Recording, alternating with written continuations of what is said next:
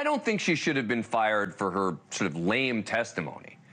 But when you look more broadly at her record, at their record at Harvard, it is a tougher call. Let's get both sides of the argument. Joining us now is Naomi Schaefer Riley.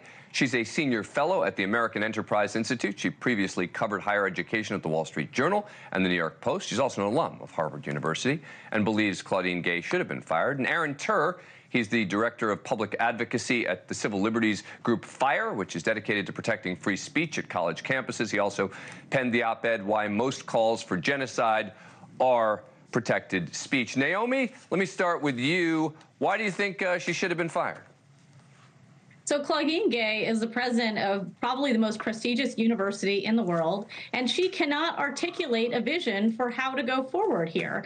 You mentioned all of her past hypocrisy, but the real problem is she doesn't understand free speech, and she doesn't understand how to apply the rules of Harvard evenly to different groups.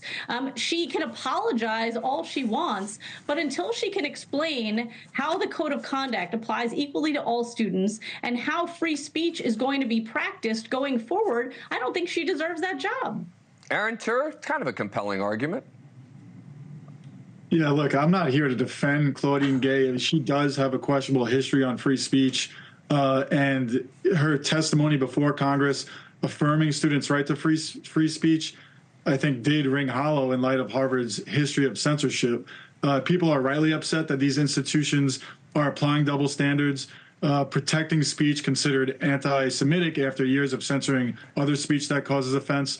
But one thing to consider here is that many of Gay's most vocal detractors right now, including government officials, are upset that Harvard isn't censoring more speech. And if Harvard fired her now, I think you would have to consider what sort of message that would send to other university leaders that if they don't also comply with government demands to censor speech, that they may suffer the same fate. So I think, Gay, she has a questionable history. She's been in office less than 6 months right now, and in her inaugural address, she did make strong statements about free speech and open inquiry being essential to the university's knowledge-seeking mission. So I think she's rightly under intense scrutiny right now, and she will have to take concrete steps immediately to show that this commitment is real. Go ahead, Naomi.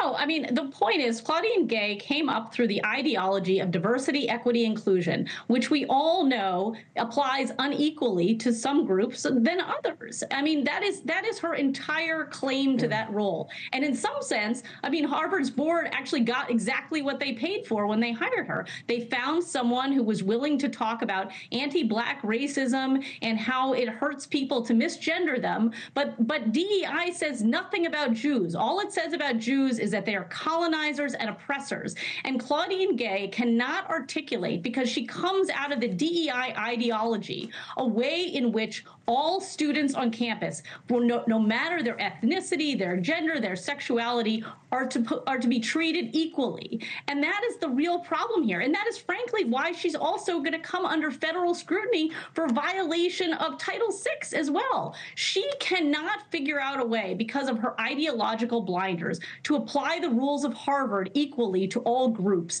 And until she can figure out a way to do that, she does not deserve that job. Naomi Schaefer Riley, Aaron Terr, thank you. Appreciate it. Thank you for watching. Go to NewsNationNow.com to find News Nation on your cable provider. And don't forget to click the red subscribe button below to get more of News Nation's fact-driven, unbiased coverage.